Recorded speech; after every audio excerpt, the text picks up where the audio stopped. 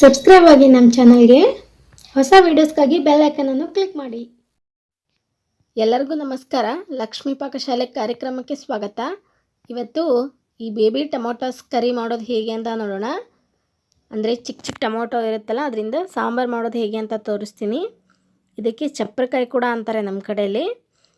Okay, ಇದು ಮಾಡೋದಕ್ಕೆ ಬೇಕಾಗಿರುವಂಥ ಸಾಮಗ್ರಿಗಳು ನೋಡೋಣ. 2 ಟೇಬಲ್ ಸ್ಪೂನಷ್ಟು ಶೇಂಗಾ ಬೀಜ, ಹಾಫ್ ಟೀ ಸ್ಪೂನಷ್ಟು ಮೆಂತ್ಯ ಕಾಳು, ಒಂದು 8 ರಿಂದ 10 ಎಸಳಷ್ಟು ಬೆಳ್ಳುಳ್ಳಿ, 1 ಟೇಬಲ್ ಸ್ಪೂನಷ್ಟು ಕೊತ್ತಂಬರಿ ಬೀಜ, 2 ಟೇಬಲ್ ಸ್ಪೂನಷ್ಟು ಹಸಿ ಕೊಬ್ಬರಿ, ಸ್ವಲ್ಪ ಕರಿಬೇವಿನ ಸೊಪ್ಪು, ಚಿಕ್ಕದಾಗಿರೋ 2 ಗಡ್ಡೆ ಈರುಳ್ಳಿನ ತೊಗೊಂಡಿದ್ದೀನಿ, 2 ಹಸಿರು ಮೆಣಸಿನ್ಕಾಯಿ,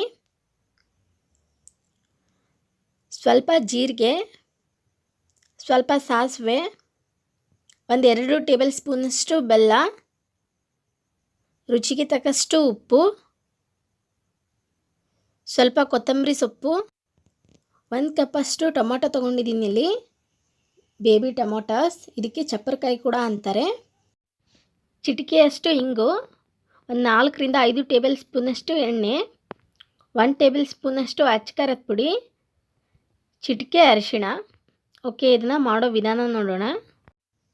ಮೊದಲನೇದಾಗಿ ಗ್ಯಾಸ್ ಆನ್ ಮಾಡ್ಕೊಂಡ್ಬಿಟ್ಟು ಒಂದು ಪಾತ್ರೆ ಇಟ್ಕೊಳ್ಳಿ. ಪಾತ್ರೆ ಚೆನ್ನಾಗಿ ಕಾದ ನಂತರ ಮೆಂತ್ಯ ಕಾಳು ಮತ್ತು ಕೊತ್ತಂಬರಿ ಬೀಜ, ನಂತರ ಜೀರಿಗೆ ಮತ್ತು ಸಾಸಿವೆ ಹಾಕಿ ಇದನ್ನು ಚೆನ್ನಾಗಿ ಹುರ್ಕೋಬೇಕು. ಚಿಟಪಟ ಅಂತ ಸಿಡಿಯೋವರೆಗೂ ಚೆನ್ನಾಗಿ ಹುರ್ಕೊಳ್ಳಿ. ಇದನ್ನಿವಾಗ ಚೆನ್ನಾಗಿ ಹುರ್ಕೊಂಡಿದ್ದೀನಿ ನಾನು. ಒಂದು ಪ್ಲೇಟಿಗೆ ಹಾಕಿಬಿಟ್ಟು ಇಟ್ಕೊಳ್ಳೋಣ.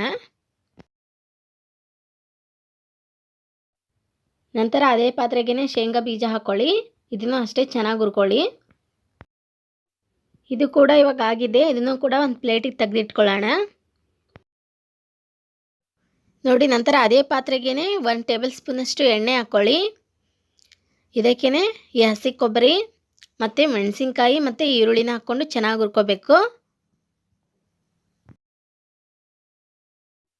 ಇದನ್ನು ಕೂಡ ಚೆನ್ನಾಗಿ ಹುರ್ಕೊಂಡಿದ್ದೀನಿ ನಾನು. ಇದನ್ನು ಕೂಡ ಒಂದು ಪ್ಲೇಟಿಗೆ ಎತ್ತಿಟ್ಕೊಂಡ್ಬಿಡೋಣ. ಅದೇ ಪಾತ್ರೆಗೆ ಒಂದು 4 ಟೇಬಲ್ ಸ್ಪೂನಷ್ಟು ಎಣ್ಣೆ ಹಾಕ್ಕೊಳ್ಳಿ.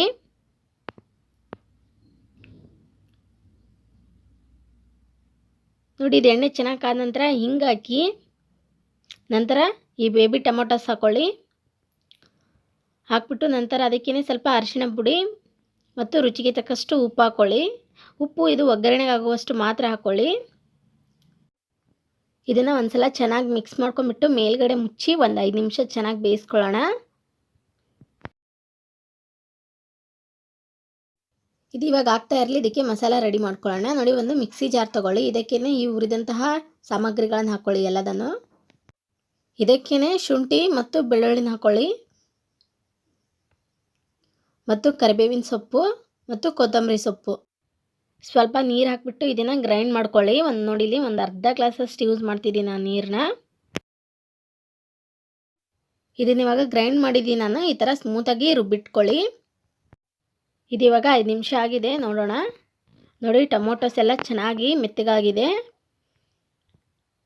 ಇದನ್ನು ಒಂದು ಸಲ ಚೆನ್ನಾಗಿ ಮಿಕ್ಸ್ ಮಾಡ್ಕೊಳ್ಳಿ.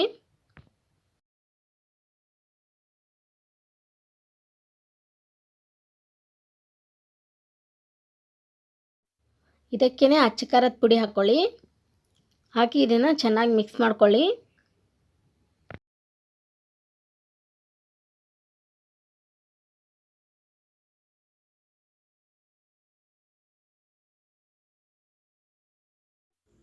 ಚೆನ್ನಾಗಿ ಮಿಕ್ಸ್ ಮಾಡ್ಕೊಂಡ ನಂತರ ಇದಕ್ಕೇ ರುಬ್ಬಿದಂಥ ಮಸಾಲಾನ ಹಾಕ್ಕೊಳ್ಳಿ. ಹಾಕ್ಬಿಟ್ಟು ಇದನ್ನು ಅಷ್ಟೇ 1 ನಿಮಿಷದವರೆಗೂ ಸ್ವಿಮ್ಮಲ್ಲಿಟ್ಟು ಚೆನ್ನಾಗಿ ಫ್ರೈ ಮಾಡ್ಕೊಳ್ಳಿ.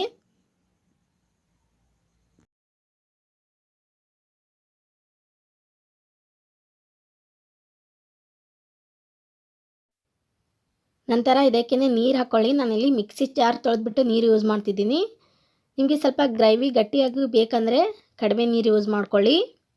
ನೋಡಿ, ನೀರು ಹಾಕಿ ಚೆನ್ನಾಗಿ ಮಿಕ್ಸ್ ಮಾಡ್ಕೊಂಡ್ಬಿಟ್ಟು ಇದಕ್ಕೇ ರುಚಿಗೆ ತಕ್ಕಷ್ಟು ಉಪ್ಪು ಹಾಕ್ಕೊಳ್ಳಿ.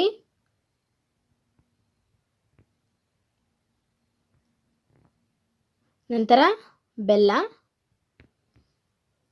ಮತ್ತು ಮೇಲ್ಗಡೆ ಸ್ವಲ್ಪ ಕರಿಬೇವಿನ ಸೊಪ್ಪು ಹಾಕಿ ಒಂದ್ಸಲ ಚೆನ್ನಾಗಿ ಮಿಕ್ಸ್ ಮಾಡ್ಕೊಳ್ಳಿ.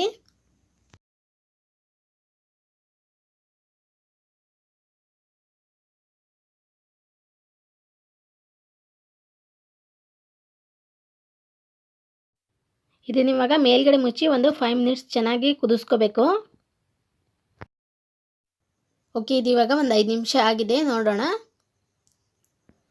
ನೋಡಿ, ಸಾಂಬಾರು ತುಂಬ ಚೆನ್ನಾಗಾಗಿದೆ. ಇದನ್ನು ನೀವು ರೊಟ್ಟಿ, ಬಿಸಿ ಬಿಸಿ ಚಪಾತಿ ಮತ್ತು ಬಿಸಿ ಅನ್ನಕ್ಕೂ ಕೂಡ ತುಂಬ ಚೆನ್ನಾಗಿರುತ್ತೆ. ಕೊನೆಯದಾಗಿ ಕೊತ್ತಂಬರಿ ಸೊಪ್ಪು ಹಾಕೊಂಬಿಟ್ಟು ಇದನ್ನು ಸರ್ವ್ ಮಾಡ್ಕೊಳ್ಳಿ.